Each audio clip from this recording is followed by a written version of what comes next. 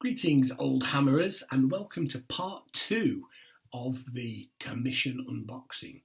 Now, I decided to break this video up into smaller chunks because otherwise it just gets too long and too boring, too many figures to talk about. So here, today, we're going to have a look at the second batch of figures that were in the box, and these are the Sons of Crom.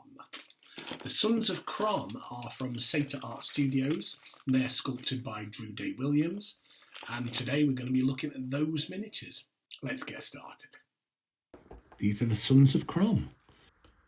Sons of Crom are a bunch of Chaos Warriors cast in white metal. Again, they're by Satyr Art Studios, and this chap here, look, he's got fully armoured and he's got a really heavy mace. His arm is up like he's going to have a shield attached to that arm. And I think, yeah, he's a beast. But again, I think these figures are going to be pretty decent to paint, pretty easy to paint. And, you know, they're not overly fussy. That's the great thing about these figures. They're detailed, but not fussy. So, again, the shields are on the sprues. Look, let me see. You can paint them however you want, but they're very reminiscent of sort of late 80s, early 90s Citadel. Lots of plate armour, lots of big horns, big weapons, and huge maces. I mean, imagine getting a smack with one of those.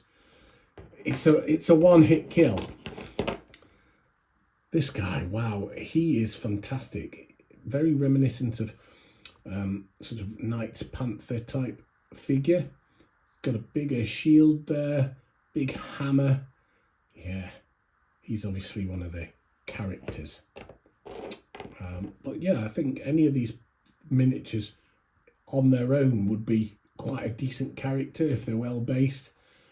I will be basing these in quite a standard manner. There's not going to be any favoritism between them. You know, they're going to be like a unit, paint them up like a unit, so they'll all be pretty similar in their general style, but yeah, maybe the captain might get a little bit of basing treatment, special basing treatment, but the rest will all be pretty uniform. As you can see, another fellow with a big mace here. Now, if you like these figures, if you're liking the look of what you're seeing here, you can pick them up at Satyr Art Studios. Just Google that. I can't remember the exact web address, it's a little bit intricate, but they're sculpted by Drew Day Williams. I think I mentioned that before, and many of you, if you are Oldhammer enthusiasts, you'll be familiar with Drew's work anyway. But yeah, really good sculpts, and Drew does some fantastic videos where he sort of explains some of his process and certainly his thought process, what's on his schedule, you know, for sculpting, and it's really good stuff. Now, I know my videos are slightly off to one side here, but I am actually trying to look at what I'm showing you to make sure that it's in focus, etc. I might try and pinch a zoom. So here's another character figure, definitely some kind of a champion, a bit more impressive than a couple of his other mates, you know, who are a bit more simplistic. He's got a bigger shield, so that I'm guessing, you know, that's an opportunity for some good freehand there. And again, just look at the detail, and yet there's plenty of nice big open armour patches to paint. These are just lovely and pretty hefty actually. I love that the shields are connected to them as well. So here we have some kind of a champion. Again, he's got a skull with flowing hair coming off it on the top of his helmet.